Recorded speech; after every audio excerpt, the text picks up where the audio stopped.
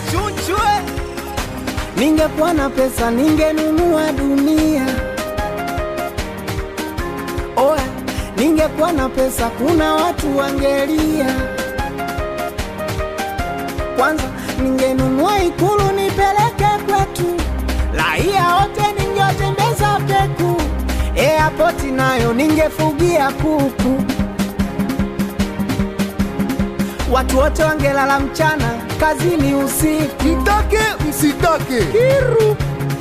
Na vile masikini sisi tukipata kulia mbwata, ningamkia Masaki kulala Dubai, chai yangu Marekani kulala Qatar.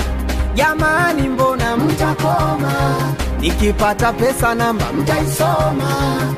Jamani mbona mtakoma,